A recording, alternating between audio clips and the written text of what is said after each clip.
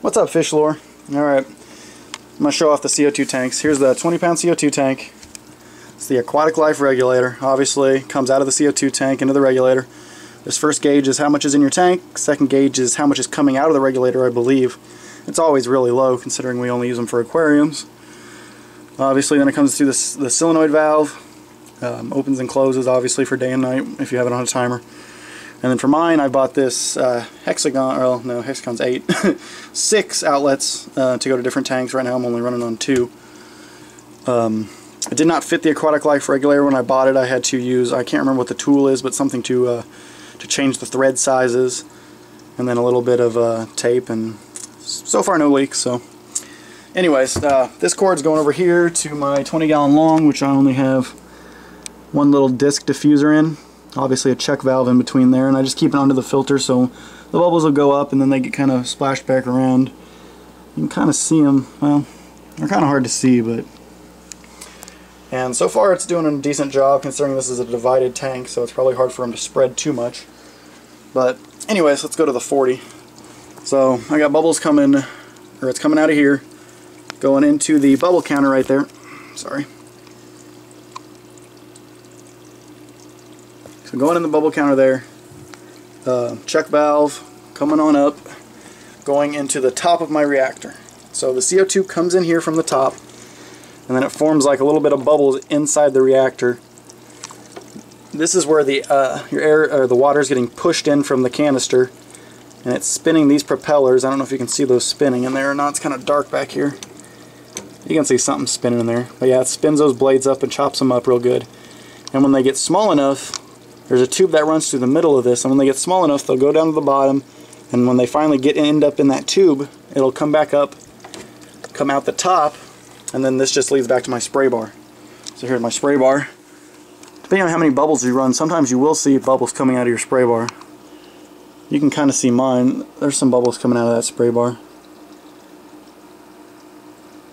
But it chops them up into a lot finer bubbles than you would normally be coming out of the reactor. And then not to mention, it's in a spray bar, so it's spraying. I have mine pointed down. So mine's sprayed down across my tank and gets mostly everything. It's really nice how it works. Let me show you for my canister filter. This is the inlet. This is out. Comes on up. This is a heater, an inline heater.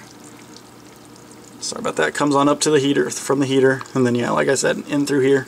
Spins that around, bubbles get pushed down, finally end up in this tube, come back up, out, and then to the tank. So I hope that's explained good enough. Actually, I have another reactor I will use to show you. Let me go grab it. Here it is. Alright, here's a smaller version of that same reactor. As you can see, those are the blades that spin and chop up the CO2. The bottom actually has a twist thing that comes off so you can clean it easier. It's got a little ring to make sure it doesn't leak. Mine hasn't leaked so far, so there's that pipe in the middle, or tube in the middle, that when the bubbles come down in the bottom, they'll end up in there, and then come straight up through that tube and out the top. So here's where the CO2 comes in, this little one. Here's where your canister filter comes in, spins that, and pushes the bubbles down. Then it comes back out to your spray bar. So there's the mini one I have. I'm not using it because the canister, it's an Enheim. The second smallest Enheim. This canister filter just barely, I mean, it had enough to power it, but when it started to get filthy and I had to clean it, it was just too low. So I went with the same kind of diffuser I have in my other tank. Now these little spinny things on this diffuser, this is technically supposed to be a bubble counter, but it's pretty much useless, so just ignore that. All that half is basically nothing, but it's kind of cool, I guess. But anyways, here's all my bubbles. I have it underneath my spray bar, and as you can see, that spray bar is shooting those bubbles everywhere. I mean, some of them are going to the surface and getting wasted, don't get me wrong, but they're getting spread out throughout the tank. And I actually have this Aqua Clear 110 on here right here, so it's probably just pushing the bubbles down, but that's usually not even supposed to be on here. I'm actually getting that ready for a future tank. So as you can see, you're losing a lot of bubbles like this. It's definitely not the best way to go. The reactor is the best way to go, but this is a lot easier. It's a lot more simple. This is my 5-pound CO2 tank. This is the Milwaukee regulator I just got, and as you can see, it's got a pretty steady bubble count now. I was having trouble getting it adjusted, but it seems to be working good now. And if this works, I'm going to be much more happier. I'm going to be happy with this, you know. I mean, it's got a bubble counter on it. It was 90 instead of 150 like the Aquatic Life. So, same principle though. That's how much is in your tank. That should be how much is coming out, which looks like 0, but that's just because we don't use very much for an aquarium.